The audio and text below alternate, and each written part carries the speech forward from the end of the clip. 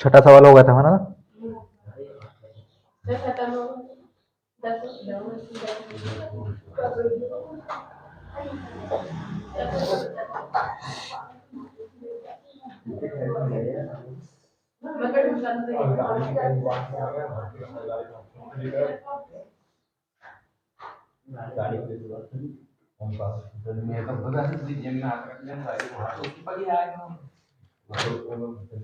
इसका एक उदाहरण और बचा 10वां। नहीं, सवाल भी करेंगे भाई, एक उदाहरण 10वां इसके तरह है, देखो आप। यदि बिंदु ए बी सी डी एक समांतर चतुर्भुज के शीर्ष हैं, इसी क्रम में हो तो पी का मान ज्ञात कीजिए।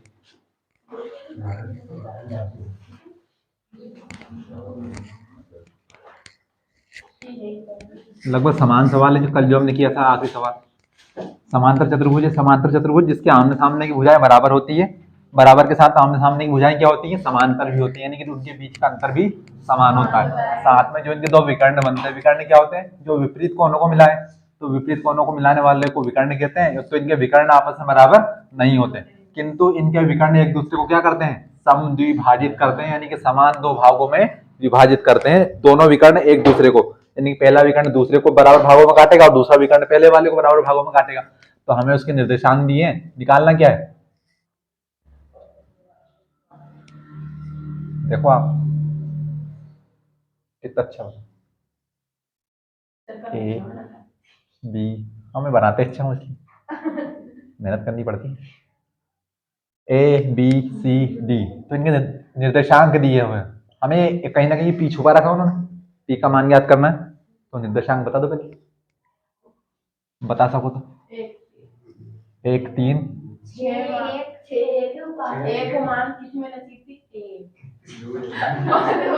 नहीं, ए बी सी डी मैंने लिख रखा है और ए बी सी डी इसी क्रम में आएंगे, तो आपसे निर्देशांक बता दो क्या आएंगे।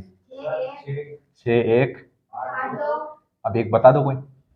8 2, 9 4, पी 3, यानी कि यहाँ पर आपको पी दिख रहा होगा। कल हमारे सवाल में यहाँ पर कहीं एक्स लिखा था और इसमें कहीं वाई लिखा था, तो उनका मान निकालना था हमें। आज हमें सिर्फ किसका मान निकालना है, पी का मान निकालना। तो पहले क्या करना पड़ेगा, विकर्णों को मिला दो। अब भैया विकर्ण जो मैंने बनाया थोड़ी आड़ी टेढ़ी लाइन नहीं होती, बिल्कुल सीधी होती है, स्केल से बनाओगे तो। मेरे पास इतना बड़ा स्केल तो है नहीं, यहाँ पे मैं इस्तेमाल कर लूँ उसको। तो ये क्या भैया, विकर्ण। विकर्ण कौन सा है, एक तो ए सी और एक बी डी। ए सी विकर्ण बी डी को कहां पर, इस बिंदु O के ऊपर प्रतिच्छेद कर रहा है, और बिंदु बी डी, सॉरी विकर्ण बी डी विकर्ण ए सी को O के ऊपर प्रतिच्छेद कर रहा है। लगभग आपको दोनों विकर्ण आज बराबर देखने को मिल रहे होंगे, हालांकि दोनों बराबर नहीं होते, एक बड़ा होता है और एक छोटा होता है। तो क्या करता है, ये जो बी डी है ए सी को दो बराबर भागों में काटेगा और ए सी बी डी को दो बराबर भागों में काटेगा। इससे हुआ क्या कि होगा ये कि जो O है ना, इसके निर्देशांक क्या होंगे, हम मान लें यहाँ पर कुछ भी मान लो आप, एक्स वाई कुछ भी मान लो, तो इस O के निर्देशांक इस AC के लिए और BD के लिए क्या होंगे, समान होंगे। समान कैसे होंगे भैया, कि एक रेखा तो ये है AC, ए विकर्ण, इसका भी ये जो मध्य बिंदु क्या है, O है, क्योंकि इस तरफ की लंबाई और इस तरफ की लंबाई आपस में क्या है, बराबर है। और एक और रेखा दिख रही होगी आपको, BD दिख रही, ये दोनों विकर्ण को मैंने बाहर निकाल दिया, तो इसका भी मध्य बिंदु क्या है, O है, यानी कि यहाँ से जो O का निर्देशांक आएगा और जो यहाँ से O का निर्देशांक आएगा, दोनों क्या आएंगे, समान आएंगे, क्योंकि एक ही समांतर चतुर्भुज है। तो O क्या होगा, AC और BD का मध्य बिंदु होगा और आपस में क्या होगा, बराबर होगा। तो पहले तो हमें जो निर्देशांक दिए हैं उन्हें लिख दो आप। A कितना दिया है 6 1, B कितना दिया है 8 2, C कितना दिया है 9 4 और D दिया है P 3। बेसिकली हमें कुछ नहीं करना है, इस P का मान निकालना। तो पहले थोड़ा सा लिख देंगे, चूंकि समांतर चतुर्भुज ए बी सी डी में AC व BD का मध्य बिंदु कौन है, BD का मध्य बिंदु O है, अतः दोनों के लिए ओ का मान क्या होगा, बराबर होगा। तो यहाँ पर AC का मध्य बिंदु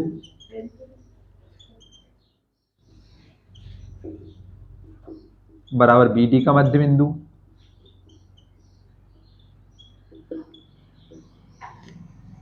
तो AC के मध्य बिंदु के लिए सूत्र क्या बनेगा, वही बनेगा, x वाले के लिए x का मान बराबर, y वाले के लिए y का मान बराबर। तो हमें मान किसका निकालना है, x का कि y का, p का निकालना है। p किसके यहाँ पर है, x की यहाँ पर है। कौन से वाले x की यहाँ पर है,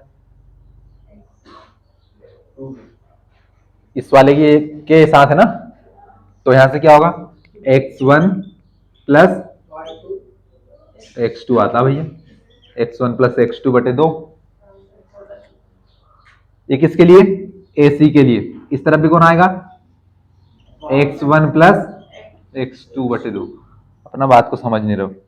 मैं ये कहना चाह रहा हूं कि जो A और C से x का मान आएगा, वही x का मान किससे आएगा, B और D से। तो हमने इस तरफ से x का मान किसका लिखा है, AC वाले के x का मान, और इस तरफ से किसका लिखा है, इस तरफ से भी x के मान लिखा है। क्योंकि यहाँ पर क्या आएगा, यहाँ पर आएगा O के निर्देशांक क्या होंगे आपके, x y और x y ये होंगे।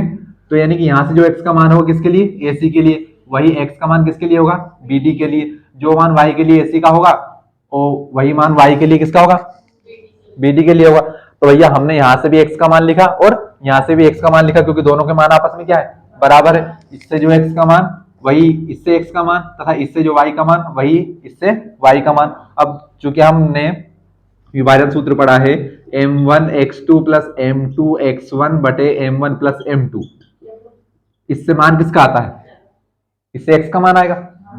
ये हम इसे ऐसे लिखते हैं ना कि जो एक्स वाई, तो x के लिए किसका मान, ये वाला।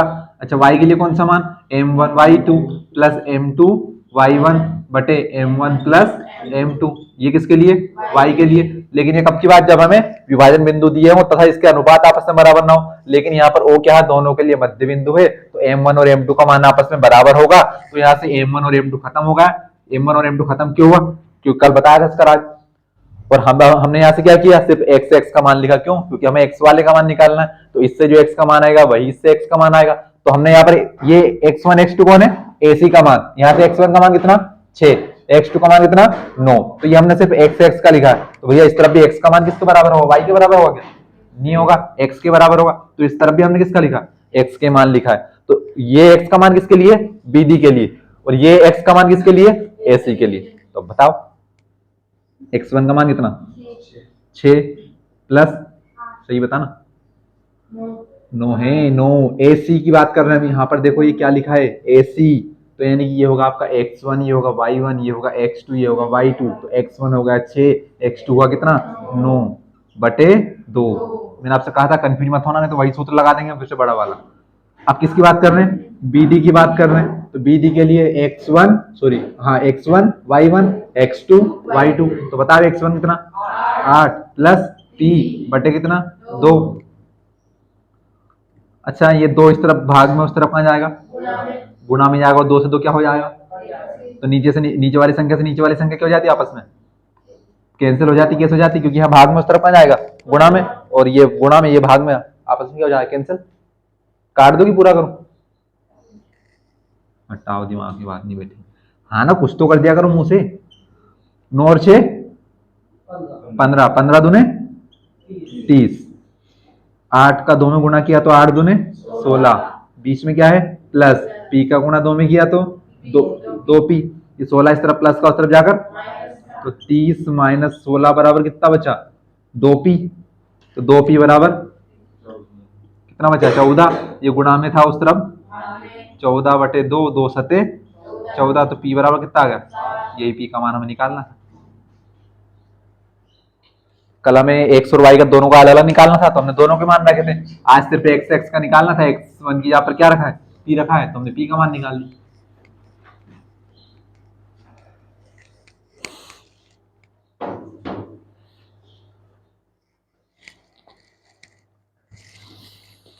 ये थोड़ा सा आगे हो जाएगा इस तरह,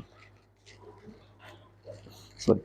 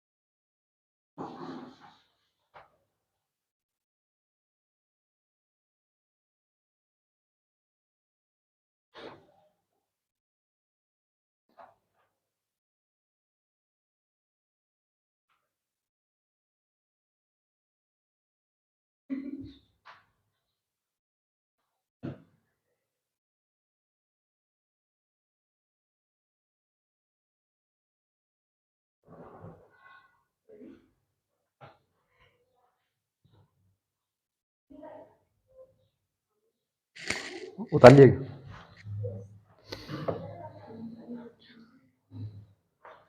करना है क्या सवाल? चेक कर लो एक सवाल और।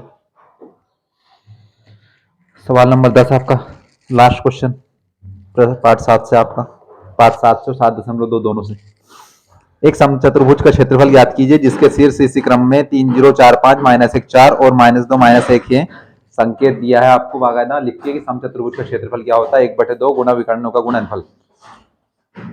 क्या होता है क्षेत्रफल? नया शब्द आया क्षेत्रफल, क्या होता है? ताल लिया हुआ है तो आपने। एक तो समचतुर्भुज आया है, समांतर चतुर्भुज नहीं है इस बार, समचतुर्भुज है, हम बता ही देंगे।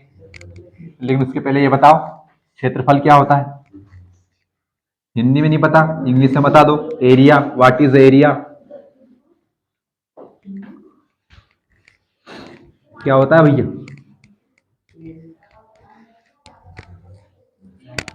आज बता दोगे?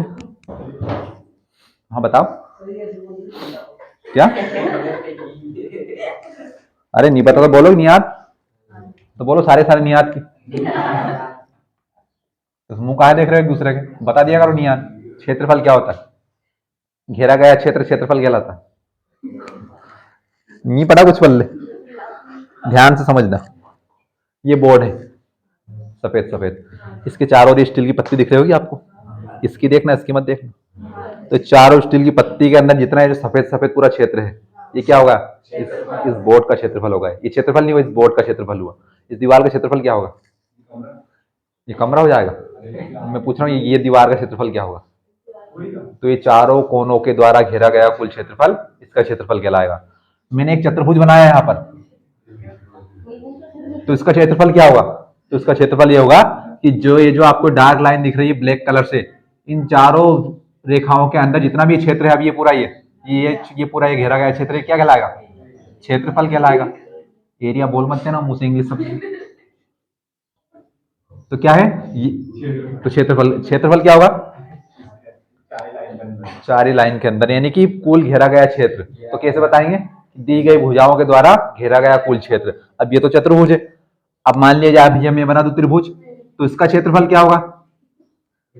तो क्या होगा कि तीनों भुजाओं के द्वारा घेरा गया क्षेत्र त्रिभुज का क्षेत्रफल कहलाता है। चतुर्भुज का क्षेत्रफल चारों भुजाओं के द्वारा घेरा गया क्षेत्रफल चतुर्भुज कहलाता है। अच्छा, वृत्त का क्षेत्रफल क्या होगा?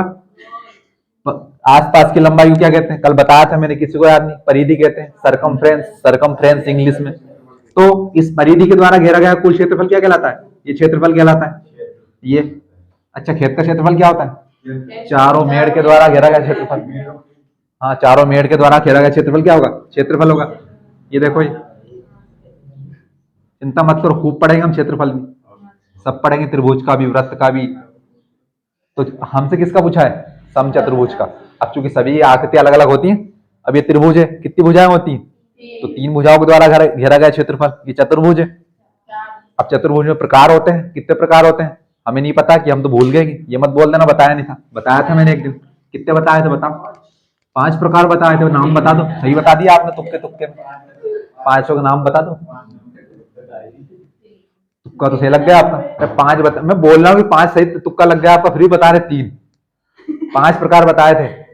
आयत बताया था, एक समांतर चतुर्भुज हम कल पढ़ चुके हैं, एक वर्ग हमने नहीं पढ़ा है, हंसो मत। 5 प्रकार होते हैं, आयत, समांतर चतुर्भुज, समचतुर्भुज, वर्ग और एक समलंब चतुर्भुज। तो यहाँ पर किसकी बात हो रही? समचतुर्भुज की। जिसकी चारों भुजाएं आपस में बराबर हो उसे हम समचतुर्भुज कहते हैं। देखो उसके नाम में लिखा समचतुर्भुज, सम यानी कि समान, चतुर्भुज यानी चारों, और भुज यानी कि भुजाएं। चारों भुजाएं क्या हो? समान हो। इससे अच्छा समचतुर्भुज बन ही नहीं सकता। बन सकता कॉपी, लेकिन इसके जो विकर्ण क्या होते हैं? जो विपरीत कोणों को मिलाएं तो वो आपस में बराबर नहीं होते। एक होता है वर्ग। वर्ग कैसा होता है? जिसकी भी चारों भुजाएं बराबर हो उसे क्या कहते हैं? वर्ग कहते हैं। अब देखो भैया, मैं इसके विकर्ण को कहा जा रहा है,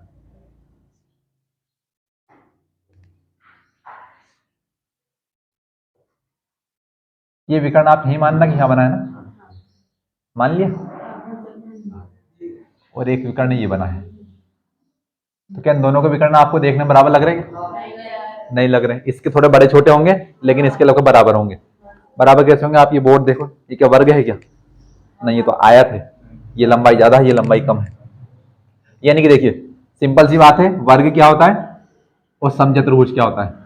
समचतुर्भुज, ये दोनों है आपके चतुर्भुज के प्रकार। इसकी भी चारों भुजाएं बराबर होती हैं, इसकी भी चारों भुजाएं बराबर होती हैं, लेकिन अंतर क्या है कि इसके वर्ग के विकर्ण आपस में बराबर होते हैं, लेकिन इसके विकर्ण आपस में बराबर नहीं होते। तो हमें इसका क्षेत्रफल निकालना है। तो क्षेत्रफल निकालने के लिए देखो, आप संकेत लिखा सवाल में, आखिरी में डब्बे के अंदर क्या लिखा है?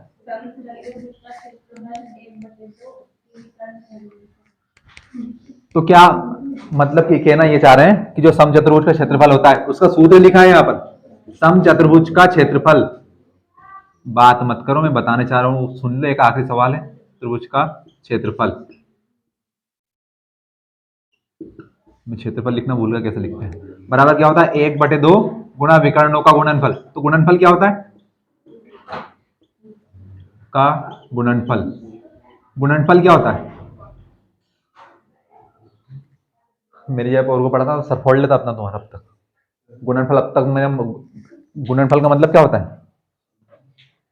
हमारे मुंह से आवाज नहीं निकलेगी, वहीं पे निकाल देंगे हम गुणा। तेज नहीं बोलेंगे, ऐसा नहीं सुनाई सुन ले कोई। अरे गुणनफल का मतलब क्या होता है? गुणा, यानी कि जो गुणा का फल आएगा उसी क्या कहते हैं? गुणनफल कहेंगे। तो यानी कि विकर्णों का गुणनफल। अब कितने विकर्ण होंगे इसमें? इसमें कितने विकर्ण होंगे? 4 विकर्ण हो जाएंगे। ये तो अपने दिमाग है नहीं बिल्कुल भी, या आप उसका बिल्कुल प्रयोग करना नहीं चाहते। अरे विकर्ण क्या होता है? जो विपरीत कोणों को मिलाए। तो भैया कितने विकर्ण दिख रहे हैं आपको इसमें? 2 से ज्यादा विकर्ण किसको दिख रहे हैं? एक तो एसी बना और एक बीडी भी बना हुआ। जो विपरीत कोण हो, तो ए का विपरीत कोना कौन सा है? सी। बी का विपरीत कोना कौन सा है? डी। इसके अलावा कोई सा कोना दिख रहा है क्या आपको? 4 तो कोने दिख रहे हैं। 4 कोनों को हमने 2-2 करके आपस में मिला दिया। अब क्या यहाँ से इसको मिलाएंगे क्या? जो विपरीत कोणों को मिला उसे क्या कहते हैं? विकर्ण। तो दो विकर्ण दिख रहा है ना, एक AC और एक क्या दिख रहा? BD। यानी कि अगर आपके पास कहीं ना कहीं से आप AC की लंबाई निकाल लो, BD की लंबाई निकाल लो, तो क्या कर देंगे? दोनों विकर्ण आ जाएंगे। दोनों विकर्णों का क्या कर देंगे? गुणा। उसमें किसका गुणा कर देंगे? 1/2 का। तो क्या आ जाएगा? इसका क्षेत्रफल आ जाएगा। तो क्या हमारे पास विकर्ण की लंबाई है क्या? कहाँ है? कैसे निकालेंगे? चार बिंदु दिए हमें, निर्देशांक बताओ। 3 0 4 5 -1 4 -2 -1। ध्यान देना, मैंने सी को यहाँ पर नहीं लिखा। जिस दिन आप सी को यहाँ लिख दो, डी को यहाँ पर लिखोगे ना, एक के साथ संबंध बिगड़ जाएगा। समझ लेना, संबंध बिगड़ना बहुत बुरी बात है, होता नहीं आसानी से। सवाल का गलत उत्तर आएगा, ओके मत चले जाना। 3 0। ए का मान कितना आ गया? 3 0 निर्देशांक दिए हमें। बी का 4 5, सी का -1 4, डी का -2 -1। घड़ी की दिशा में लिखना है या घड़ी की विपरीत दिशा में लिखना? क्लॉकवाइज और एंटी क्लॉकवाइज। तो भैया हमें यहाँ से एसी का मान चाहिए। बताओ एसी का मान कैसे निकालेंगे? If any one have any idea about this. मेरी इंग्लिश खत्म, इत्यादि बस है। कौन सा सूत्र लगाए? x1 वाला x2 वाला। कौन सा x1 x2 वाला है? हमने तो नहीं पढ़ा कोई सा x1 x2 वाला सूत्र। x1 + x2 फिर बटे बटे बटे 2। कहाँ से लगा देंगे वो वाला सूत्र? बड़े सूत्र को छोटा कर लो। क्यों कर ले बड़े सूत्र को छोटा? हमारा घर का आ जाएगा हर सवाल में है। वो समांतर क्षेत्रफल, जो समांतर चतुर्भुज है ना, उसकी विशेषताएं अलग होती है। समचतुर्भुज की विशेषताएं अलग होती है। मैंने बताया था उसकी विशेषता अलग है, इसकी विशेषता अलग है। उसकी आमने सामने की भुजाएं आपस में बराबर थी, इसलिए उसके दोनों विकर्ण एक दूसरे को समद्विभाजित करते हैं। यहाँ विकर्ण एक दूसरे को समद्विभाजित नहीं करते। तो मैं आपसे भैया पहले बता चुका हूं कि हमें एसी की लंबाई निकालनी और बीडी की लंबाई निकालनी। इनकी लंबाई कैसे निकालते हैं? हम भूल गए कि हमें नहीं पता कि हमने 7.1 में क्या पढ़ा था? दो बिंदुओं के बीच की दूरी निकाली थी। अब तक कहाँ थे आप? अब तो मैंने बता ही दिया पूरा। भैया मैं ये कह रहा हूं कि हमें चाहिए एसी की लंबाई। तो क्या एसी के हमारे पास निर्देशांक है क्या? हाँ, हमारे पास ए लिखा है, हमारे पास सी लिखा है। तो अगर हम यहाँ से दूरी वाला सूत्र लगाएं तो क्या कर लेंगे? एसी की लंबाई निकल आएगी। फिर हम बीडी के लिए सूत्र लगाएंगे तो क्या हो जाएगा? बीडी की लंबाई आ जाएगी। बीडी की लंबाई आ जाएगी। और हमें दोनों विकर्णों की लंबाई तो चाहिए। क्यों क्यों चाहिए? क्योंकि हम दोनों का क्या करेंगे? आखिर में जाके गुणा करेंगे। उसमें 1/2 का गुणा कर देंगे तो क्षेत्रफल आ जाएगा। आयत का क्षेत्रफल सुना होगा सभी ने, लंबाई गुणा चौड़ाई। ये सूत्र सुना होगा लंबाई गुणा चौड़ाई। तो क्षेत्रफल क्या होता है कि हमें यह निकालना है कि इन चारों भुजाओं ने कितनी, ये जो चार बिंदु दिए ना, इनके अंदर कितनी जगह घेरेंगे। तो उसका क्षेत्रफल होता है, क्षेत्रफल का सूत्र होता है। उसके लिए हमें विकर्णों की लंबाई चाहिए। तो विकर्णों की लंबाई कहां से निकालेंगे? दूरी वाले सूत्र से। जरूरी थोड़ी 7.2 पढ़े सारे विभाजन वाले सूत्र लगेगा। तो पिछले में मध्य बिंदु का सूत्र इसलिए लगाया था हमने क्योंकि विकर्ण एक दूसरे को समद्विभाजित कर रहे थे, यहाँ पर नहीं कर रहे। तो क्या करेंगे? हमें सिर्फ क्या चाहिए? एसी की लंबाई चाहिए। निकाल लो एसी की लंबाई। कहां से निकालेंगे? क्योंकि हम जानते हैं डी, दूरी, डिस्टेंस। नया नहीं आया कुछ भी, तो आप कंफ्यूज हो जाए। x2 - x1 the whole square. बोलो आगे। पेज मत पलटो।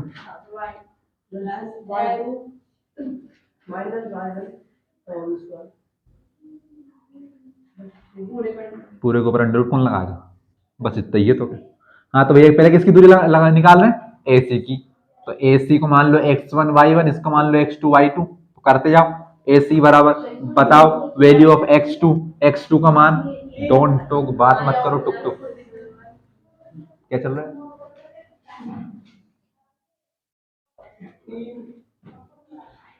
x1 का मान, मेरे को लड़कों से खुन्नस नहीं है। जो बात करेगा उसको भगा दूंगा, चिंता मत करना आप। डांट फटकार सभी को लगा सकता हूँ।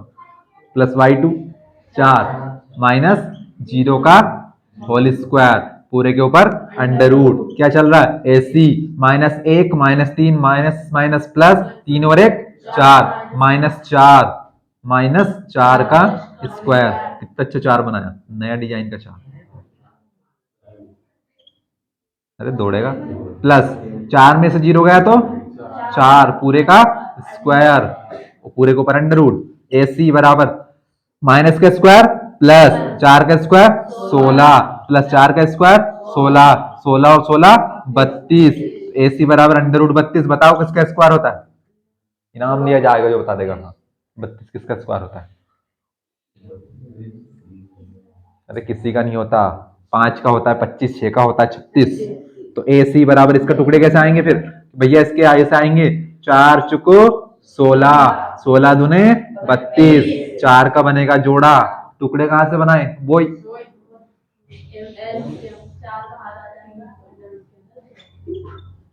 यहाँ पर क्या लगेगा? मात्रक या इकाई। दोनों बात एक ही, मैंने बताया आपको मात्रक इकाई एक ही बात होती। तो क्या है? AC की लंबाई आ गई। हम और किसकी लंबाई चाहिए? किसकी लंबाई चाहिए? अच्छा वो आपको मुंह से निकल गई, तो अभी मैं मेरी लंबाई निकाल रहा है यहाँ पर। BD BD बराबर फिर से क्या आएगा? वही x2 minus x1 whole square plus y2 minus y1 whole square पूरे के ऊपर अंडर रूट। किसकी बात कर रहे हैं? BD। बताओ x2 कितना? देखिए कंफ्यूज होने वाली कोई बात नहीं है। आपने बी को आगे लिखा है तो जिसको आगे लिखा उसको 1 1 मान लिया करो, जिसको बाद में लिखा उसको 2 2 मान लिया करो। बी को आपने आगे लिखा है तो x1 y1 x2 y2 minus 2 minus 4 का स्क्वायर प्लस माइनस 1, अरे अंडर रूट भी लगाने शांति तो कर लो, माइनस 5 का स्क्वायर पूरे के ऊपर अंडर रूट। तो बी डी बराबर माइनस 2 माइनस 4 माइनस 6 माइनस 6 का square plus minus 1 minus 5 minus 6 का स्क्वायर। तो बी डी बराबर माइनस 6 का स्क्वायर 36 माइनस का स्क्वायर प्लस 6 का स्क्वायर 36 प्लस का प्लस माइनस का स्क्वायर प्लस 6 का स्क्वायर 36 36 और 36 72 72। बताओ 72 किसका स्क्वायर होता है? किसी का नहीं होता। क्या बात नहीं होता किसी का भी? 8 का होता है 64, 9 का होता है 81, ये दोनों के बीच में। तो किससे कैसे टुकड़े बनेंगे? 36 दूने 72। तो 36 कैसे बनता है? 6 गुना 6 6 संगे 36 36 दूने 72। कहां से आया? फिर वहीं से आया जहां से पिछला वाला आया था। BD बराबर 6 और 6 का बन गया जोड़ा अंडर रूट के अंदर 2 मात्रक। मैं इतना ये ज्यादा खोल के इसलिए नहीं बताया क्योंकि सवाल कर चुका हूं इस प्रकार के। तो भैया ये थोड़ी निकालना था, हमें तो निकालना है समचतुर्भुज का क्षेत्रफल। तो सवाल में दिया है चूंकि समचतुर्भुज का क्षेत्रफल बराबर क्या होता है?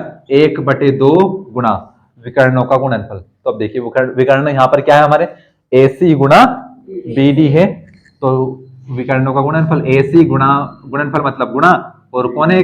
BD। ये देखो क्या आ गया? गुणन विकर्णों का गुणनफल। तो बराबर 1/2 तो ऐसा कैसे ही। AC का मान कितना आया हमारा? 4 अंडर रूट 2 गुणा गुणा बी का मान कितना है? BD का मान कितना है? 6 अंडर रूट 2 बटे में कुछ नहीं तो 1 बटे में कुछ नहीं तो 1। हाँ भैया 2 दूने 4 2 दूनी 4 6 दूनी 12 6 दूनी 12 और अंडर रूट 2 का अंडर रूट 2 में गुणा करेंगे तो क्या बनेगा? 2 बन जाएगा। कैसे बनेगा? तो अंडर रूट 2 का हम अंडर रूट 2 में गुणा करेंगे तो दोनों को एक ही अंडर रूट के अंदर लिख दो और यहां से बन जाएगा 2 का जोड़ा। तो आपको पहले बन जाएगा आगे कि भूल जाओगे? अंडर रूट 2 गुणा 2 2 का बना जोड़ा। तो आप तो पूरे ही बताओ कि हमें। तो 12 दूने 24।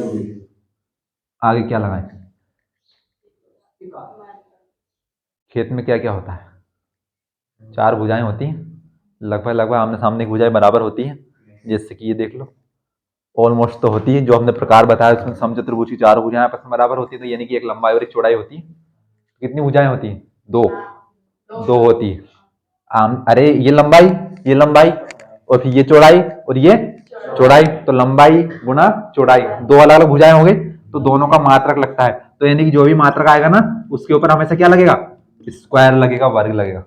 अगर ये सेंटीमीटर में होते तो सेंटीमीटर स्क्वायर, अगर ये मीटर में होते तो मीटर स्क्वायर। क्षेत्रफल हमेशा वर्ग में आता है और आगे आएगा आयतन। आयतन उसमें ऊंचाई भी आ जाएगी, वो घन में आएगा। छोड़ो बात की बात, जब भी आपका क्षेत्रफल आ जाए ना तो जो भी आपके इकाई या मात्रा लगाओ उसके ऊपर क्या लगाओगे? स्क्वायर। वर्ग स्क्वायर इंग्लिश में होता है। उतार लो, बात देखिए दोनों।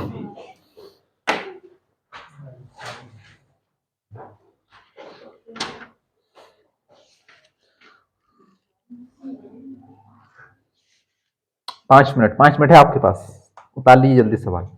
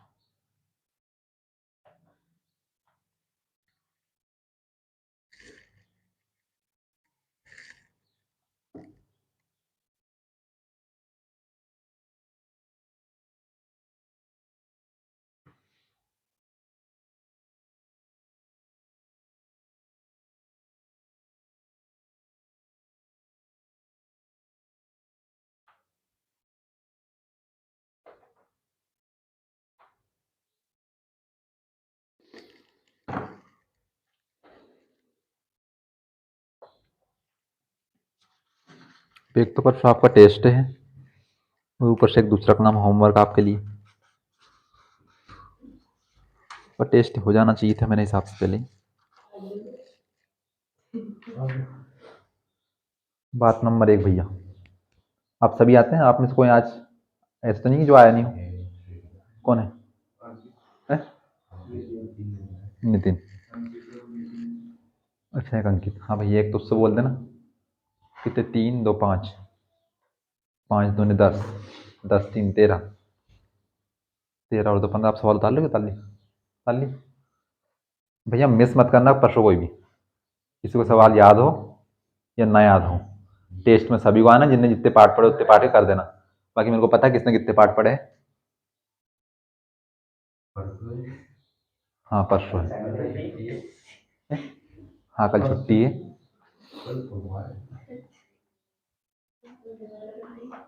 मजाक नहीं भैया, तो कम से कम 10 से 12 रुपए का पड़ेगा मेरे को एक पेपर।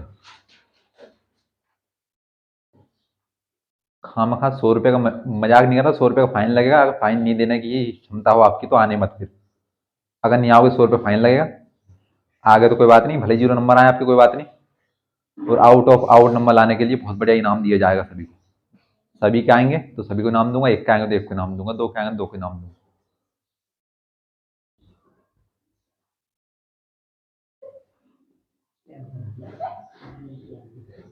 बड़े ही अच्छी इनाम की घोषणा कर रहा हूँ भैया। यहाँ से पूरा गणित फ्री पढ़ाऊंगा उसको, जिसके आउट ऑफ आउट नंबर आएंगे। पार्ट 1 से 5 का पूरा टेस्ट है, ऑफर सभी के लिए। ऐसा नहीं किसी एक को ले मत आना, सभी को फ्री कौन पढ़ाएगा। पर भैया मैं अपनी बात पर टलूं?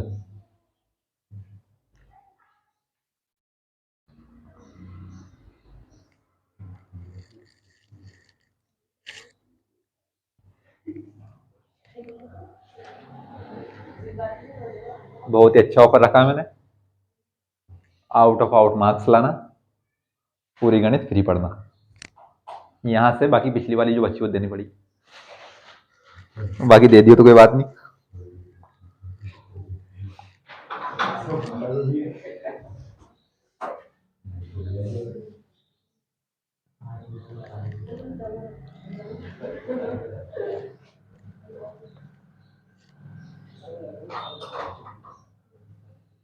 ताल लिया होगा।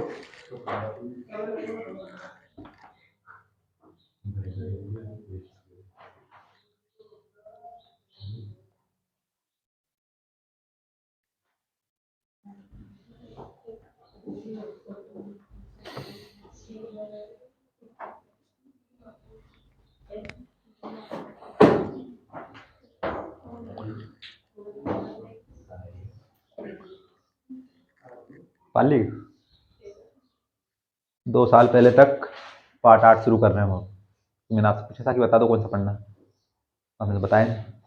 2 साल पहले तक एक ही पार्ट में से 13 नंबर के सवाल आते थे। सोचो आप, पार्ट 8 में से, वो पार्ट 9 से संबंधित 9 में से 5 नंबर के सवाल आते थे, यानी कि 18 नंबर का मात्र 2 पार्ट से आता था। लेकिन सब कुछ हटा दिए, 5 नंबर का बचा बस। अब सोचो 5 नंबर में कितना पढ़ना पड़ेगा आपको। बहुत। सबसे सरल चैप्टर मेरे हिसाब से पार्ट 8, आपके हिसाब से सबसे कठिन। 14 का बोल मत देना, सरल चैप्टर है। 19 का पहाड़ा बोलो तो 19 का पहाड़ा, बड़ी बड़ी संख्या को गुणा करना पड़ेगा पार्ट 14 में। पहाड़े भले नहीं आते, नहीं करना पड़ेगा भाई। पार्ट 14 शुरू कर दूंगा मैं।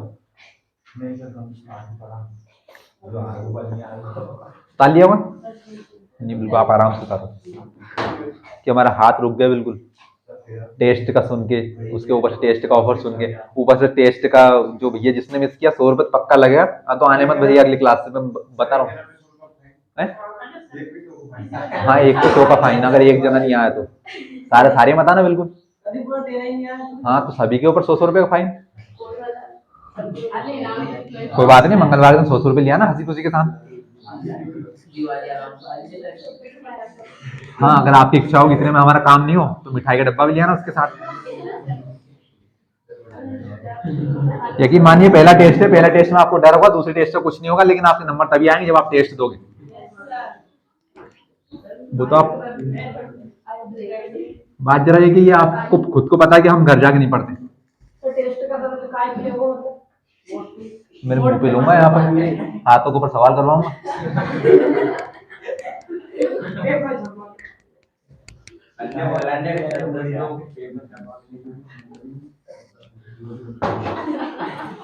जबकि बेतु की बात करते हैं पार्ट 8 त्रिकोणमिति का परिचय।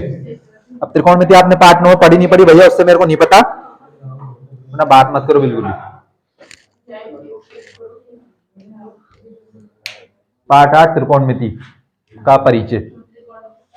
कक्षा 9 में थी शायद त्रिकोणमिति, नहीं थी? ठीक ही नहीं थी, बीत गई सो बीत गई, हमें पुरानी बात नहीं पता की। तो त्रिकोण बात मत करो।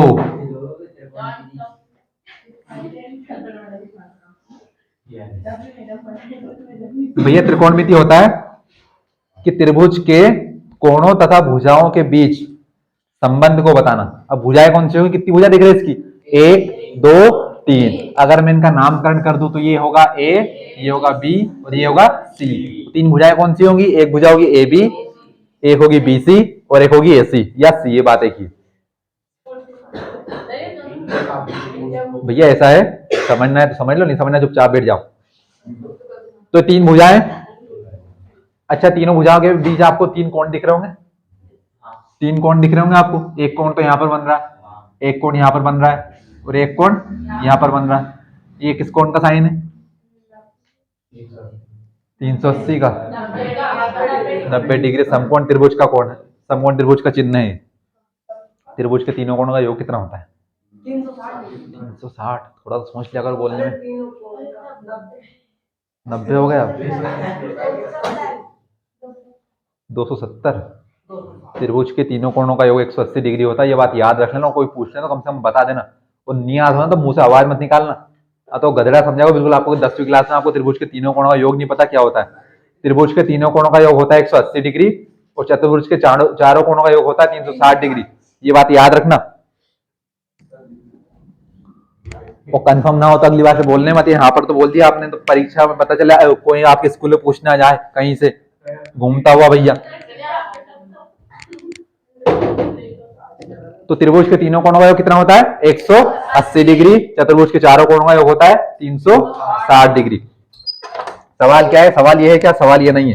हम पढ़े त्रिकोणमिति। तो त्रिकोणमिति होती क्या है? तो पहले तो आप हेडिंग डालो त्रिकोणमिति, अगला पार्ट स्टार्ट है त्रिकोणमिति।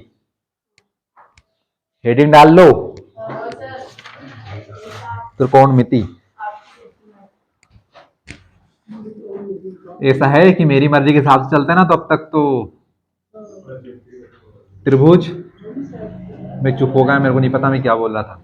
के कोणों, जल्दी जल्दी लिख दिया, त्रिभुज के कोणों तथा, त्रिभुज के कोणों तथा भुजाओं, भुजाओं के बीच संबंध क्या होता है? संबंध,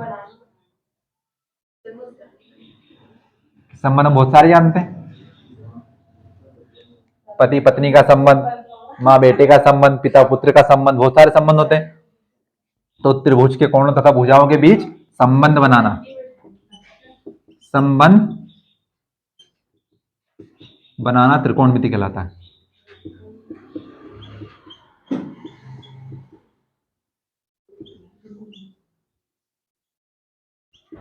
परिभाषा लिखवाने का मेरे को कोई शौक नहीं है, गणित में की सवाल ही आते हैं परिभाषा, परिभाषा पिछली बार पूछी गई 2-2 नंबर में, तो पूछ ले कि त्रिकोणमिति की परिभाषा क्या है। तो त्रिभुज के कोणों, तो कोण कहां से आएंगे? अब भैया त्रिभुज में 3 कोण होंगे तथा कितनी भुजाएं होंगी? तो 3 भुजाएं होंगी। तो हमें नहीं पता, त्रिभुज के कोणों तथा भुजाओं के बीच से संबंध बताना क्या होगा? त्रिकोणमिति कहलाता है। त्रिकोणमिति अनुपात क्या है? एक और लिखना, त्रिकोणमिति अनुपात, त्रिकोणमिति अनुपात। अच्छा, किसी के मन में ये ख्याल तो नहीं आ रहा कि यह चतुर्भुज होगा नहीं होगा? नहीं आ रहा, क्यों नहीं आ रहा? आना चाहिए, क्योंकि भैया उसके नाम में देखो त्रि यानी कितना होता है?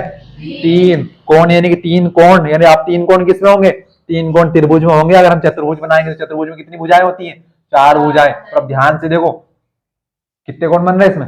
इसमें 4 कोण बन रहे हैं। तो नहीं, 4 कोण नहीं होने चाहिए, सिर्फ कितने कोण होने चाहिए? 3 कोण। तो यानी कि 3 कोण किसमें होंगे? त्रिभुज में। तो एक ऐसी आकृति जिसमें 3 कोण हो, 3 कोण किसमें होते? त्रिभुज में होते। तो हमेशा त्रिभुज में ही संबंध बनेगा। ये आया एक नई चीज, त्रिकोणमिति अनुपात। समकोण त्रिभुज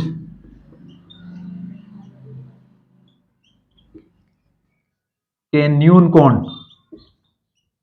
कोण तथा सापेक्ष भुजाओं,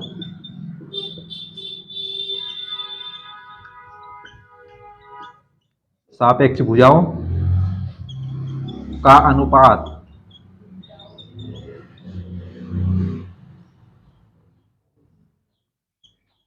कोणों का त्रिकोणमिति अनुपात कहलाता है।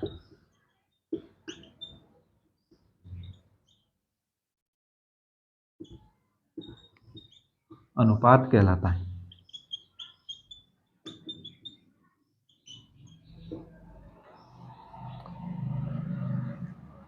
आई रिपीट, भैया भी झूठ नहीं बोलता। अगर मैंने कहा ना कि मैं पूरा गणित फ्री पढ़ाऊंगा तो फ्री पढ़ाऊंगा। अगर किसी का आउट ऑफ आउट पूरे में से पूरे नंबर आते हैं तो बेवजह नंबर में किसी का नहीं काटूंगा। टेस्ट बिल्कुल आपका सरल आएगा, परीक्षा के हिसाब का बिल्कुल आएगा। परीक्षा पेपर बहुत सरल आता है। इतना उतार ले, फिर मैं आपको बता रहा हूँ मैंने क्या लिखा है। मैंने कहा कि मैं बेवजह नंबर किसी नहीं काटूंगा। मैं बिल्कुल इस खुन्नस के साथ ना तो पेपर बनाऊंगा और ना ही आपके सामने आऊंगा यहाँ पेपर लेने के लिए।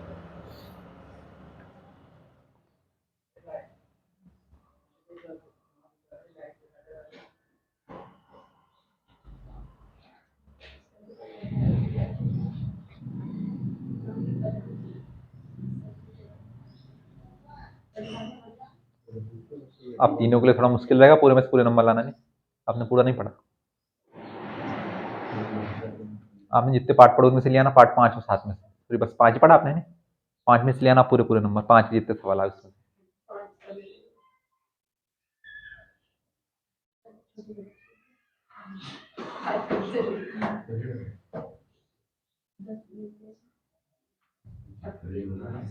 विचार तो बहुत अच्छा आया था मेरे कहने का, पर नहीं कह रहा हूँ मैं तो। उतार लिया होगा तो भैया क्या समझा आप इससे? कि पहली बात तो यहाँ पर चतुर्भुज हो नहीं सकता। क्यों नहीं हो सकता? क्योंकि हम बात करें त्रिकोणमिति की। त्रिकोणमिति यानी कि कितने कोण होने चाहिए? 3 कोण होने चाहिए। 3 कोण त्रिभुज में होते हैं, तो हम हमेशा त्रिभुज की बात करेंगे। तो त्रिकोणमिति क्या होता है कि त्रिभुज के कोणों तथा भुजाओं के बीच संबंध बनाना। तो हमने यहाँ पर त्रिभुज क्यों लिखा? हमने त्रिभुज इसलिए लिखा क्योंकि त्रिभुज एकमात्र ऐसी आकृति होती है कि जिसमें कितने कोण बनते हैं? 3 कोण बनते हैं। इसके अलावा कोई सी ऐसी आकृति नहीं होती चतुर्भुज बनाओगे आप, चतुर्भुज के अंदर कितने कोण बन जाएंगे? अच्छा, कोण कहाँ बनता है? जहां दो भुजाएं एक दूसरे को काटती हो। ये भुजाएं इसको काट रही, ये देखो, ये इस तरफ से आई, ये इस तरफ से आई, तो यहाँ पर ये दोनों भुजाओं ने एक दूसरे को काटा, यहाँ पर कोण बन गया, यहाँ पर कोण बन गया, यहाँ पर बना और यहाँ पर बना, तो यहाँ पर कितने कोण बन गए? 4 कोण बन गए। ये कोण इसमें साइन का और ये एक चिन्ह होता कोण का। तो ये चिन्ह कहां से आया भैया? एक रेखा तो इस तरफ से आई और एक रेखा इस तरफ से आई, दोनों रेखाओं ने एक दूसरे को काट दिया, तो ये क्या बन गया? कोण बन गया। तो यानी कि कोण का चिन्ह होता है। तो हम चूंकि 3 कोण की बात कर रहे हैं, 3 कोण सिर्फ किस बनते हैं? त्रिभुज में। अगर हम पंचभुज बनाए, पंचभुज कैसा बनता है? अच्छा, पंचभुज में पंचभुज में कितनी भुजा होती है? 5 भुजा। उसके नाम में छुपा हो पंच यानी कि 5। तो ये देखो, ये क्या बना आपका? पंचभुज वाली आकृति बना दी मैंने। छोटा सा घर बना दिया, छोटा सा एक घर होगा, घर में होंगे खालिस्तान, 1 2 3 4 5, कितने कोण बन गए इसमें? 5 कोण बन गए। अच्छा, मैं षटभुज बना दूं, षटभुज यानी कि 6 भुजाएं, 6 भुजा बना दो। ये देखो, मैंने षटभुज बना दिया। अब इसमें कितने कोण बनेंगे? 6, 1 2 3 4 5 6, कुल मिलाकर जितनी भुजाएं उतने कोण। 6 भुजाएं 6 कोण, 7 भुजाएं 7 कोण, 8 भुजाएं 8 कोण। अगर अष्टभुज होगा तो 8 भुजाएं होंगी, तो उसमें कितने कोण बनेंगे? 8 कोण। तो हमें किसकी बात करनी है? हमें 3 कोण की बात करनी है। 3 कोण किसमें बनते हैं? 3 कोण बनते हैं हमारे त्रिभुज में, इसलिए हम यहाँ पर त्रिभुज की बात कर रहे हैं। तो यानी कि क्या लिखा हमने? त्रिभुज के कोणों तथा भुजाओं। अब त्रिभुज में क्या होगा? 3 तो भुजाएं होंगी, यहाँ पर हमने भुजाओं का नामकरण किया है, ए बी, बी सी और ए सी। त्रिभुज की भुजाओं तथा त्रिभुज के कोणों। ये कोण बना 1 2 3, कोणों के बीच क्या करना? संबंध बनाना। किन संबंध किस प्रकार का है? ये क्या है? संबंध बनाना क्या कहलाता है? त्रिकोणमिति कहलाता है। एक आया त्रिकोणमिति अनुपात क्या होता है? त्रिकोणमिति अनुपात का खास हमारा पाठ है। तो त्रिकोणमिति में क्या लिखा? समकोण त्रिभुज। समकोण त्रिभुज क्या होता है? त्रिभुज के कई प्रकार बताए थे मैंने आपको, उसमें एक बताया था समकोण त्रिभुज क्या होता है। एक ऐसा त्रिभुज जिसका एक कोण कितना हो? 90 डिग्री हो। तीनों कोणों का योग कितना होगा? 180 डिग्री, जिसमें से एक कोण कितना होना चाहिए? 90 डिग्री। बाकी इन दोनों कोणों का योग तो 90 डिग्री हो जाएगा कहीं से भी, लेकिन एक कोण कितने का होना चाहिए? 90 डिग्री का होना ही चाहिए। अगर आपका एक ऐसा त्रिभुज जिसमें एक कोण 90 डिग्री का नहीं है, वह त्रिभुज समकोण त्रिभुज नहीं होगा। आगे क्या लिखा है? न्यून कोण लिखा है। न्यून कोण क्या होते हैं? जिन कोणों का मान 90 डिग्री से कम हो उसे हम न्यून कोण कहते हैं। जिन कोणों का मान 90 डिग्री से अधिक हो उसे हम अधिक कोण कहते हैं। और वह त्रिभुज जिसमें एक कोण 90 डिग्री का हो उसे हम समकोण त्रिभुज कहते हैं। तो यहाँ पर क्या लिखा है? समकोण त्रिभुज यानी कि एक कोण तो 90 डिग्री का होगा होगा। अब आगे क्या लिखा है? के न्यून कोण। तो भैया ये वाला 90 डिग्री होगा, बाकी ये दोनों कोण 90 डिग्री से कम ही होंगे। अब इन दोनों से क्या एक कोण 90 डिग्री का हो सकता है क्या? नहीं हो सकता। क्यों नहीं हो सकता? क्योंकि भैया देखिए, कोण बी का मान कितना होगा? 90 डिग्री। अब इसमें कितने कोण है? 3 कोण है। तीनों कोणों का योग कितना होना चाहिए? 90 डिग्री। अब सपोज देर कि अगर आपका सी भी आपका 90 डिग्री का बन गया, तो ये तो 90 90 180 हो गया। तो भैया इसका भी तो कुछ ना कुछ मान होगा। कोण है, भले 1 डिग्री होगा 2 डिग्री होगा, अगर 1 डिग्री भी हुआ तो प्लस 1 90 और 90 कितने? 180, और एक कितना जाएगा? 100। लेकिन त्रिभुज के तीनों कोणों का योग कितना होता है? 180 होता है। तो यानी कि ये दोनों कोण कौन से होंगे? न्यून कोण होंगे। भले ये 89 डिग्री हो जाएगा, तो ये कितना होगा? 1 डिग्री, क्योंकि तीनों का योग कितना होना चाहिए? और 180। और न्यून कोण क्या होते हैं? जो 90 डिग्री से कम हो। 89 90 डिग्री से कम है क्या? है। एक 90 डिग्री से कम है क्या? है। तो यानी कि समकोण त्रिभुज के न्यून कोण। न्यून कोण कौन से? यहाँ पर बना एक तो सी, यहाँ पर बना एक ए के न्यून कोण तथा इनकी सापेक्ष भुजा। अब भैया इसकी सापेक्ष भुजा कौन सी? ये वाली। इसकी सापेक्ष भुजा कौन सी? ये वाली। इनके बीच क्या? सापेक्ष भुजाओं का अनुपात। हमें इनका अनुपात बनाना है आपस में, और क्या करना है? वही क्या कहलाता है? आपका कोणों का त्रिकोणमिति अनुपात कहलाता है। समकोण त्रिभुज के न्यून कोणों का तथा न्यून कोण तथा सापेक्ष भुजाओं का अनुपात बताना क्या कहलाएगा? त्रिकोणमिति अनुपात कहलाएगा। अब इनके कुछ नाम है समकोण त्रिभुज। त्रिकोणमिति में सिर्फ आपका एक ही प्रकार का त्रिभुज यूज होगा। कौन सा? समकोण त्रिभुज। हमेशा एक कोण 90 डिग्री का आएगा आएगा। अगर ये नहीं आएगा तो आपका त्रिकोणमिति अनुपात नहीं बनेगा। त्रिकोणमिति अनुपात नहीं बनेगा मतलब कि त्रिकोणमिति नहीं बनेगी। तो मैं इनकी भुजाओं का नाम बता रहा हूं आपको। कहां गया डस्टर?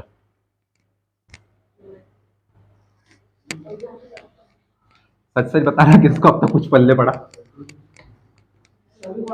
सभी पड़ गया।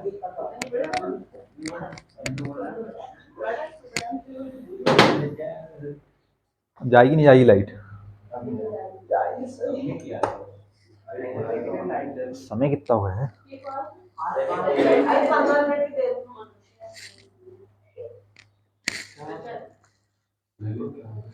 ये पीला उजाला कहां से आ रहा है कि मेरे हाथ पर ही पीला हो रहा है?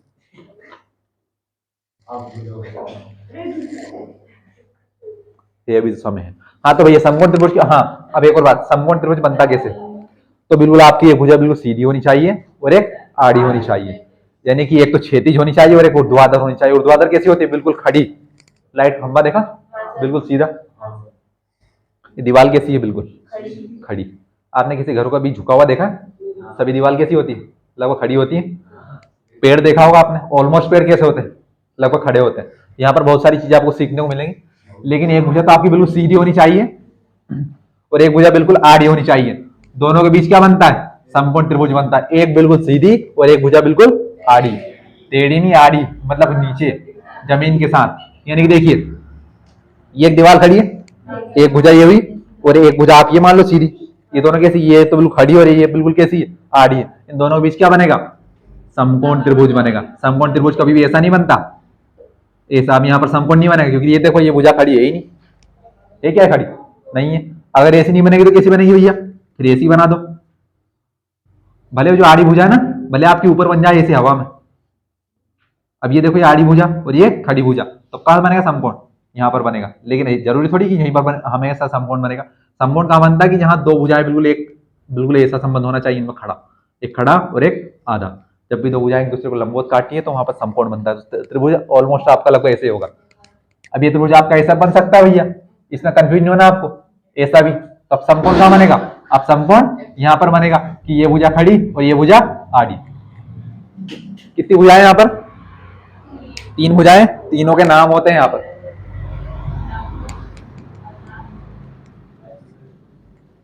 तीनों भुजाओं के नाम होते हैं।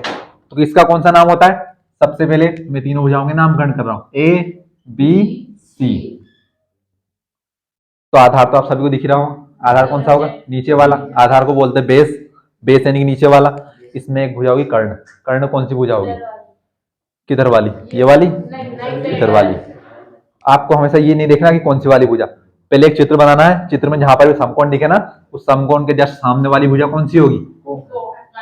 कर्ण होगी। तो इस वाली भुजा का नाम क्या है? इसको हम कर्ण कहेंगे। ठीक है, समकोण के सामने वाली भुजा कौन सी होगी? कर्ण। अब आधार और लंब में भुजाएं बदलेंगी हमारी सवाल के अंदर, अभी नहीं बदलेगी। अभी तो हमें पता है कि ये वाली भुजा नीचे वाली कौन सी हो जाएगी? अब आधार हो जाएगी। ये वाली भुजा कौन सी हो जाएगी? आधार। और ये वाली भुजा कौन सी हो जाएगी? जो खड़ी है उसका नाम ही लंब है। लंब यानी कि लंबाई, यानी कि जो भुजा खड़ी है उसे हम क्या कहेंगे? लंब। लेकिन सवाल में आ जाएगा हमारा कि अगर किसी कोण की बात करेगा ना, तो देखिए समकोण की कभी बात नहीं करेगा। न्यून कोण कौन से इसमें? ए और सी। तो जो भी तो न्यून कोण में से एक की बात करेगा ना, उसके सामने वाली भुजा हमेशा लंब होगी। वो मैं आपको बाद में बताऊंगा। लेकिन अब ये वाली भुजा कौन सी है? लंब। ये वाली कौन सी है? आधार। ये वाली कौन सी है? कर्ण। तीनों के बीच संबंध बनेगा। संबंध। और इस त्रिभुज की सबसे बड़ी भुजा कौन सी होगी? इस त्रिभुज की सबसे बड़ी भुजा होगी कर्ण, ये सामने वाली। हमेशा इस भुजा का मान सबसे अधिक होगा। ये भुजा भले ये चित्र आपका ऐसा बन जाए, कैसा बन जाए? ऐसा बन जाए। अब इससे समकोण कहां बनेगा? यहाँ पर। तो इसके कर्ण कौन सा होगा? समकोण के सामने वाली भुजा। अगर यही चित्र आपका कैसा बन जाए? ऐसा बन जाए, तो इसमें समकोण यहाँ पर बनेगा। तो इसके सामने वाली भुजा कौन सी होगी? कर्ण होगी। अगर यही चित्र आपका इस प्रकार का बन जाए तो ये समकोण, तो इसके सामने वाली भुजा ये कौन सी होगी? कर्ण। तो कर्ण में कंफ्यूज नहीं होना, जहां पर समकोण बनेगा, समकोण त्रिभुज आएगा, आपको ये चिन्ह हमेशा बना हुआ मिलेगा। कौन सा? ये वाला, बिल्कुल ये 90 डिग्री वाला। तो इसके सामने वाली भुजा कौन सी? कर्ण। नीचे वाली आधार, ये खड़ी कौन सी हो जाएगी? लंब। तीनों में संबंध होता है। संबंध कौन सा होता है?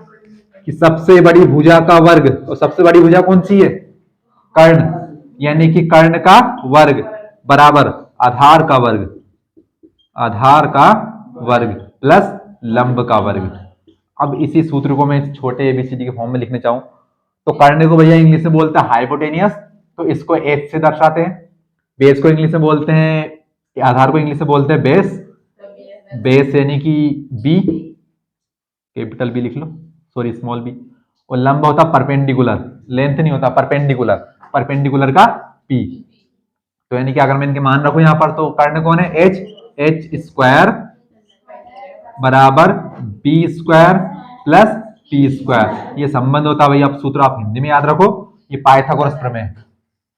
एक व्यक्ति थे पाइथागोरस नाम के, उन्होंने ये संबंध बताया था आपस में कि कर्ण समकोण त्रिभुज की सबसे बड़ी भुजा का वर्ग अन्य दो भुजाओं के वर्गों के योग के बराबर होता है। इसे पाइथागोरस थ्योरम कहेंगे। तो सबसे बड़ी भुजा कौन सी होती है? कर्ण। तो कर्ण का वर्ग बराबर आधार का वर्ग प्लस लंब का वर्ग। अब ये पाइथागोरस प्रमेय लागू कहाँ होती है? हमेशा समकोण त्रिभुज में। समकोण त्रिभुज कहाँ आएगा? त्रिकोणमितीय अनुपात में। तो यानी कि त्रिकोणमितीय अनुपात के लिए कौन सा त्रिभुज होना चाहिए? समकोण। और उसमें लगता है पाइथागोरस प्रमेय। क्या होती है? सबसे बड़ी भुजा का वर्ग अन्य दो भुजाओं के वर्गों के योग के बराबर होता है। हम पाठ 6 में उसको सिद्ध करेंगे, लेकिन अभी आप इतना उतार लो, चित्र बना लो पहले तो।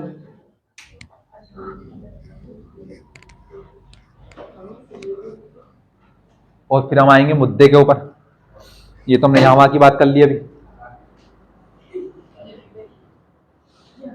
कुछ मान दूंगा मैं आपको याद करने के लिए। छुट्टी है क्या आज आपकी? है? बस तो फिर मैं आपके 10 मिनट एक्स्ट्रा लूंगा आज। बोलना पड़ता है, दिक्कत नहीं है, हमें तो फीस उतनी देनी 200 रुपए।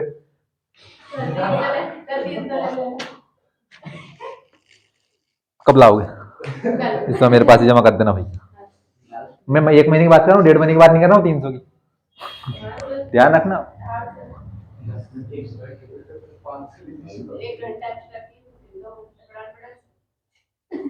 हाँ 500 रुपये लगेंगे 2 घंटे के। अच्छा, कितने स्वार्थी लोग हैं जमाने में। बात तो हम बस यही समझते हैं कि ये बस बोल के जाता है, ये नहीं देखते कि बोलने में कितनी मेहनत लगती, कितनी क्षमता लगती। खड़े होकर बोल के देखो।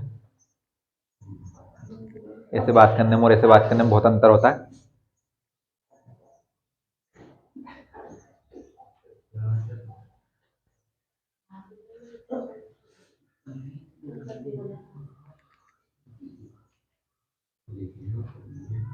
P for perpendicular, H for hypotenuse, B for base। बिल्कुल लिख सकते हैं आप। यहाँ पर करने का वर्ग आप लिख सकते हैं AC स्क्वायर बराबर BC square plus AB square. हम लिखेंगे बार बार उनको से, लेकिन अब ये मैंने पाइथागोरस प्रमेय बताइए आपको। यहाँ पर लिख लेना आप, इसके ऊपर थोड़ा सा जगह छोड़ी आपने तो। ये है पाइथागोरस प्रमेय। पाइथागोरस प्रमेय।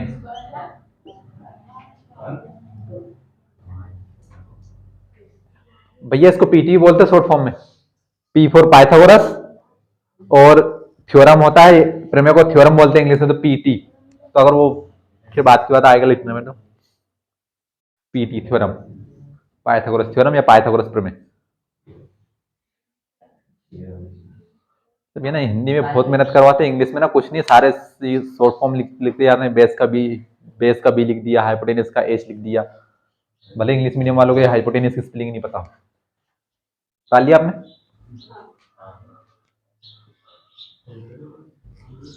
अब इस समकोण त्रिभुज में हमें कुछ मान बताने हैं। यहाँ पर आएंगे हमारे sine theta, cos theta, tan theta, cosec theta, sec theta, cot theta. डाल लिया होगा? डाल लिया?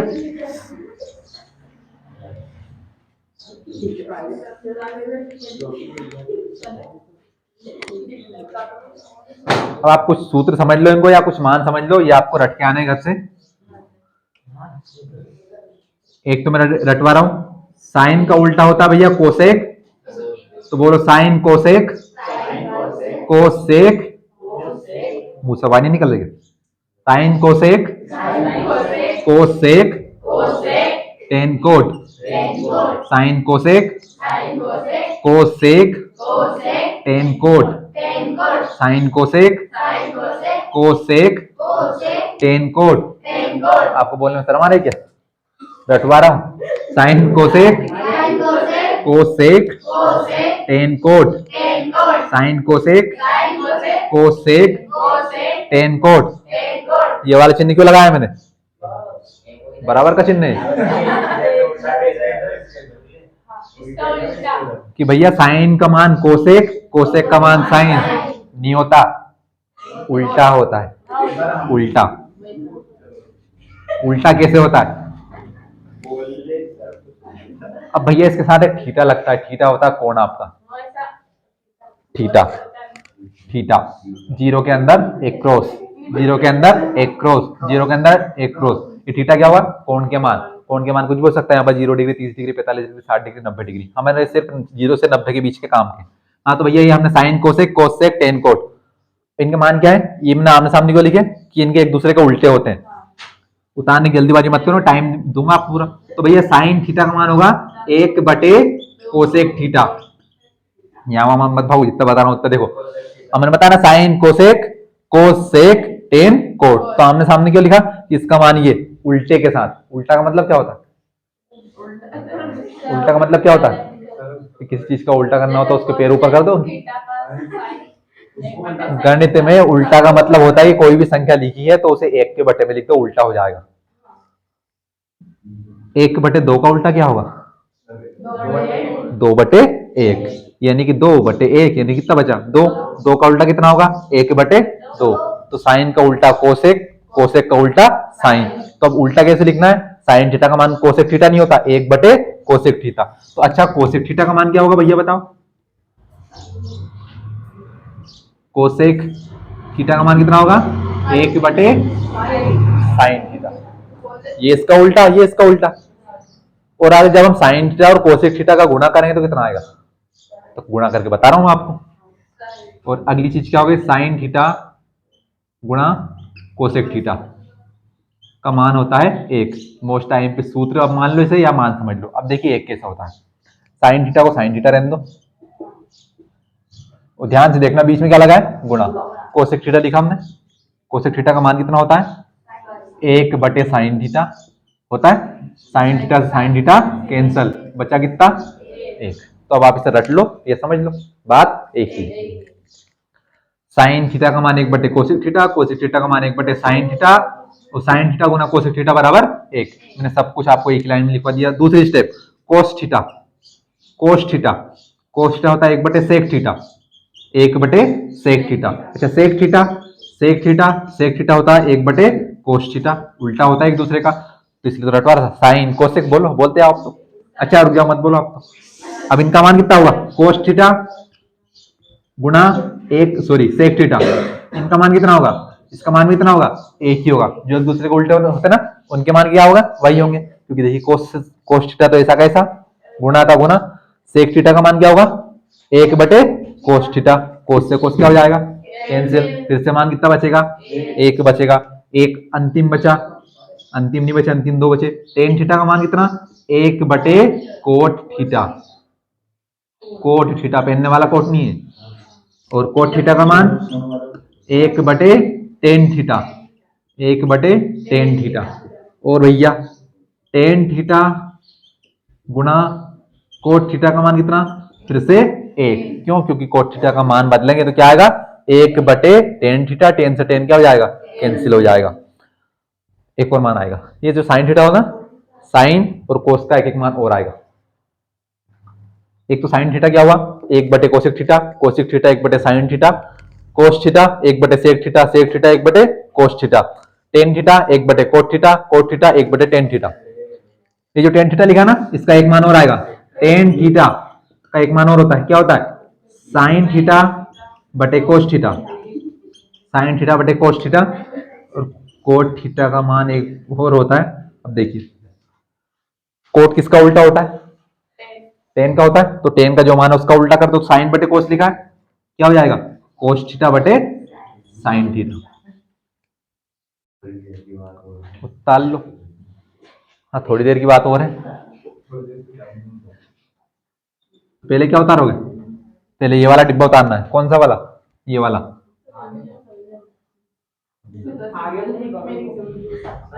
हाँ भैया, हाँ वो समझ में आया नहीं आया वो बात की बात है। क्या समझ में आएगा इसमें? समझ में क्या आएगा? अब मेरा नाम शैलेंद्र, से समझने वाली बात क्या है शैलेंद्र तो है। तो ये भैया इसका मान है साइन थीटा का मान 1 बटे कोसेक थीटा। क्या वो रखा जिसने रखा। अब बात वही है। आपका नाम क्या? कुमकुम। भैया आपका नाम कुमकुम है तो है। अब समझने वाली बात क्या बताओ?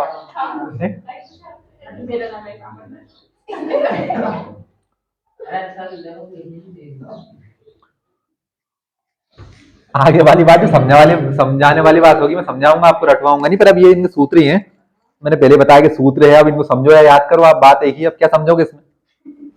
अब दूरी का भैया सूत्र होता है under root x2 minus x1 का whole square plus y2 minus y1 का होल स्क्वायर। तो है सूत्र तो है। समचतुर्भुज का क्षेत्रफल का सूत्र था विकर्णों के गुणनफल का आधा।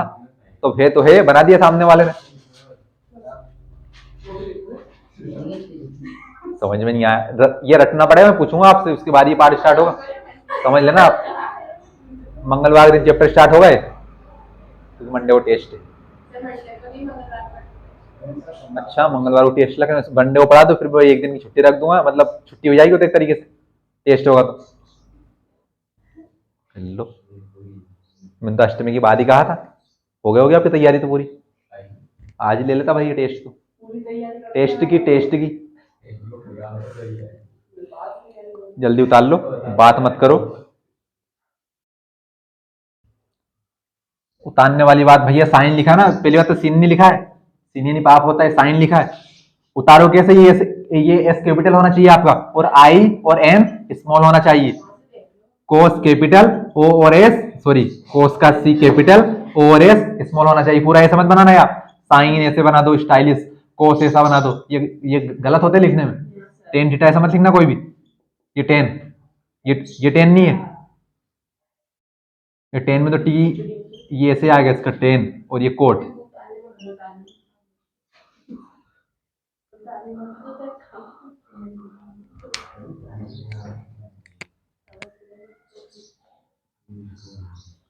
थोड़े दिन घने, बिल्कुल 20 दिन से कम नहीं चलने वाला चैप्टर, बिना मान के हो गई नहीं बिल्कुल, ये आपको समझ लेना। आप जिसको मान याद नहीं है, मतलब उसको सवाल समझ में तो आने नहीं है कहीं से भी।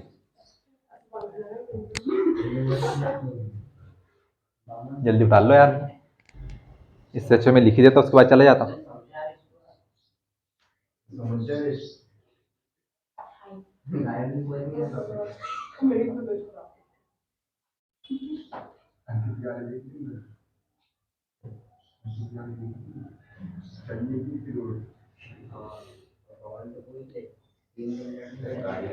अभी तो आप रुको, साइन थीटा के 3 दिन 4 मान आएंगे, फिर आप कंफ्यूज जाओगे कौन सा मान कहाँ लगाना है।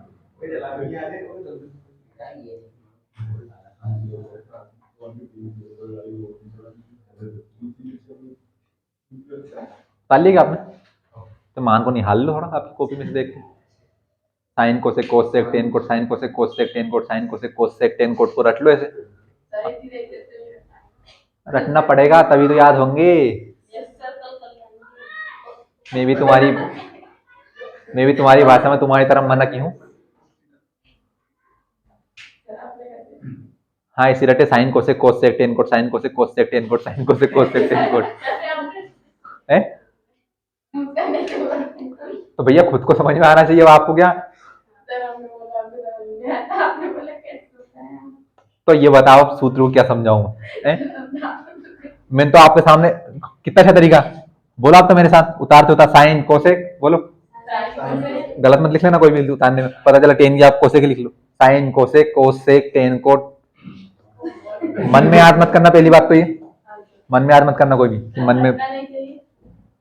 अरे तो सूत्र को क्या, सूत्र तो रटने पड़ेगा ना भैया।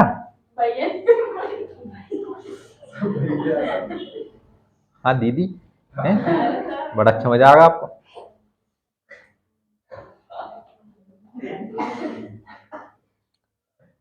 हमने विभक्त कर का सूत्र पढ़ा था, डी बराबर बी स्क्वायर माइनस 4ac। उसमें तो आपने कहा नहीं कि रटना गलत बात है। अरे सूत्र को याद नहीं करो, काम कैसे चलेगा।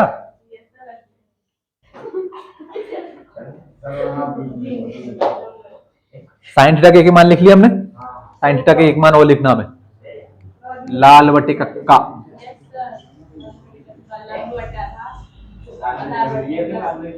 बात मत करना भैया, ये देखो अगर मैं लिखूं कर्ण इंग्लिश में, कर्ण, ये लिखा कर्ण, इससे करना मत पढ़ना कोई भी, ये कर्ण लिखा है। इंग्लिश में कर्ण को हाइपोटेनस बोलते हैं, कर्ण को कर्ण बोलते हैं हिंदी में। तो भैया कर्ण का लिया मैंने के, क्योंकि के फोर क्या होगा, के फोर कबूतर नहीं होगा, के फोर होगा आपका कर्ण, के फोर कर्ण। यहाँ पर मैं इसके कोष्टक में लिख दूं, के फोर कर्ण, एच फोर हाइपोटेनस, दोनों का मतलब वही, समकोण के सामने वाली भुजा। आधार को हम कैसे लिखते हैं, आधार काट दो, लिखे देखा होगा आपने, आधार ऐसे लिखा होता है। आधार किससे आता है, ए फोर आधार, ए फोर आधार, एल फोर लंब, एल फोर लंब। भैया लंब को लिखना हो तो कैसे लिखूंगा मैं, ये लिखा लंब, लंब किसका है, लैंप नहीं लिखा, लंब लिखा। हिंदी पढ़ना आप, इंग्लिश मत पढ़ना। तो एल फॉर लंब यानी क्या, ये क्या होगा एल। तो मैंने यहाँ पर लिख दिया लाल बटे कक्का। ये रखने याद, मान याद रखने में आसानी होगी आपको। लाल बटे कक्का, ये रटवाने वाली चीज कुछ मैं आपको आसान बनाना कुछ नहीं। एक तो साइन थीटा का मान क्या हुआ, 1 बटे कोसेक थीटा। कोसेक थीटा का मान क्या हुआ, 1 बटे साइन थीटा। कोस थीटा 1 बटे सेक थीटा। सेक थीटा 1 बटे कोस थीटा। बात मत करो, सामने देख लो। टेन थीटा 1 बटे कोट थीटा और कोट थीटा 1 बटे टेन थीटा। अब देखिए, ये तो इनके मूल मान होते हैं, लेकिन जब भी अगर समकोण त्रिभुज की बात होगी तो इनके मान बदल जाएंगे। कैसे मान बदल जाएंगे, समकोण सॉरी साइन थीटा का मान 1 बटे कोसेक थीटा नहीं होगा। साइन थीटा का मान समकोण त्रिभुज में क्या होगा, लंब बटे, कहाँ होगा, कहाँ लिखा, लंब बटे आधार, लंब बटे कर्ण होगा। लंब बटे कर्ण, देखिए कौन सा मान किसका होगा। हमने तीन तो मूल मान है हमारे पास, साइन कोस टेन, तो तीन इनके उल्टे होते हैं, उपनाम। ये इसका बेटा है, ये इसका बेटा है, ये इसका बेटा है। तो साइन के सामने कौन आएगा, कोसेक, क्योंकि उल्टे होते हैं एक दूसरे के। ये तीन तो मूल मान होते हैं, कौन कौन से, साइन कोस टेन। इन तीन के उल्टे हैं, इनके बच्चे समझ लो आप। तो साइन का बेटा कोसेक, कोस का बेटा सेक, टेन का बेटा कोट। और ये क्या होते हैं, एक दूसरे के उल्टे होते हैं। अब बेटा तो आपका उल्टा हो गया होगा। तो देखिए भैया, इनके मान कैसे बनाने हैं आपको, कहां पर मान बनाने, समकोण त्रिभुज के अंदर की बात जब आ जाए। क्योंकि इसमें क्या होता है, एक होता है आधार, एक होता है कर्ण, एक होता है लंब। लंब आधार कर्ण होते तीन चीजें।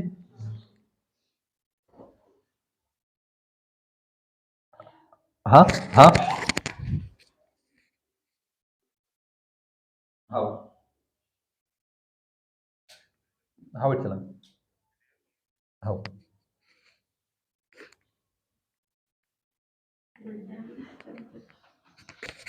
हाँ भैया, तो जब भी समकोण त्रिभुज की बात होगी तो क्या होगा, इनके मान बदलेंगे। तो सबसे पहले कौन आएगा, साइन। तो यहाँ पे लिख दो आप साइन। तो मैं यहाँ पर इनके मान लिखते जा रहा हूँ भैया। अब एल फोर तो याद रहेगा ना, एल फोर लंब, के फोर कर्ण, ए फोर आधार। एल फोर लंब, के फोर कर्ण, ए फोर आधार। तो सबसे पहले बनेगा साइन थीटा का मान। तो साइन थीटा क्या बनेगा, ये देखो, खींच दो इनके बीच में दीवार, कर दो इनका बंटवारा, बाप को नहीं रहना बेटे के साथ। लंब बटे कर्ण, कौन, साइन थीटा, लंब बटे कर्ण। ये लाल बटे का दिमाग में रखना है। पहला वाला मान किसका, साइन। दूसरा वाला मान किसका, कोस। तीसरा वाला मान किसका, टेन। बेटा चलेगा बाप का उल्टा। तो साइन का मान, साइन का उल्टा कौन, कोसेक। कोस का उल्टा सेक। सामने लिखे हैं अभी, तो अभी तो मिटाया भी नहीं मैंने, देख के नहीं बोल पा रहे हैं आप, देख के बोल लो। टेन का उल्टा कोट। हाँ तो भैया मान कैसे बनाने, जहां लिखा वहां से मान शुरू कर दो। साइन थीटा क्या होगा, लंब बटे कर्ण। तो मैंने यहां पर लिख दिया लंब बटे कर्ण, लंब बटे कर्ण। लंब बटे कर्ण को मैं ऐसे भी लिख सकता हूं, लंब बटे कर्ण, एल फोर लंब, के फोर कर्ण। तो भैया इसके साथ लिखो कोसेक का मान। तो कोसेक थीटा बराबर, तो कोसेक थीटा कहां से हो जाएगा, कर्ण बटे लंब। या फिर इतना भी याद नहीं रखो, तो साइन किसका, साइन का उल्टा कौन होता है, कोसेक। जो मान इसका उसका उल्टा कर दो, तो क्या आएगा भैया, कर्ण बटे लंब। उल्टा का मतलब क्या होता है, उल्टा कर दो। या फिर ऐसे ना लिखे हम तो भैया ऐसे लिखेंगे, कर्ण बटे लंब लिख दो आप, मान उल्टा। तो साइन थीटा लंब बटे कर्ण, कोसेक थीटा कर्ण बटे लंब। अभी क्या है कि अगर परीक्षा में सवाल आएगा पूछने के लिए, तो भले आप रफ कॉपी बना ही सकते हो लाल बटे का। पहला मान किसका, साइन। तीन मूल होते, sign cos tan, sine cos ten. पहला वाला मान साइन, दूसरा मान किसका, कोस थीटा। ये कहां की बात चल रही, समकोण त्रिभुज की। कोस थीटा क्या होता है, आधार, ए फोर आधार, के फोर कर्ण। क्या होगा, आधार बटे कर्ण, आधार बटे कर्ण। ए फोर आधार, के फोर कर्ण, ए फोर आधार, के फोर कर्ण। तो कोस का उल्टा सेक, केस का उल्टा सेक, तो इसका उल्टा कर दो, कर्ण बटे आधार, कर्ण बटे आधार। तो कर्ण का मान के, आधार ए, आधार होगा आपका ए। ऐसे याद नहीं रखो, तो ये देखो सेक लिखा, क्या बटा, क्या लिखा, कर्ण बटे आधार। ये देखो हमने क्या लिखा, कर्ण बटे आधार। तो लाल बटे कक्का में एक और, दो और कौन बच गए, टेन बच गए। टेन, देखो आप बताओ टेन थीटा कितना आएगा, लंब बटे आधार। देखो आप देख को बता रहे हैं, बिल्कुल बहुत बढ़िया, लंब बटे आधार। लंब क्या होता है, एल फोर लंब, ए फोर आधार, लंब बटे आधार। टेन का उल्टा कोट, टेन का उल्टा कोट, टेन का उल्टा कोट, क्या आएगा, आधार बटे, आधार बटे लंब, आधार, ए फोर आधार, ए फोर आधार, एल फोर लंब। बस ये मान है। साइन थीटा 1/cos थीटा, लेकिन वही साइन थीटा की बात समकोण त्रिभुज किया जाए तो क्या होगा, लंब बटे कर्ण। इसे याद रख लेना दिमाग में, लाल बटे कक्का, एल फॉर लंब, ए फॉर आधार, के फॉर कर्ण। सबसे पहले कौन आया, sine cos tan, sine cos tan, sine cos tan, sine का उल्टा कोस, कोस का उल्टा सेक, टेन का उल्टा कोट। पहले डब्बा बनाओ ए वाला, उसके बाद ये मान लिख लेना, आने तुम्हारी छुट्टी।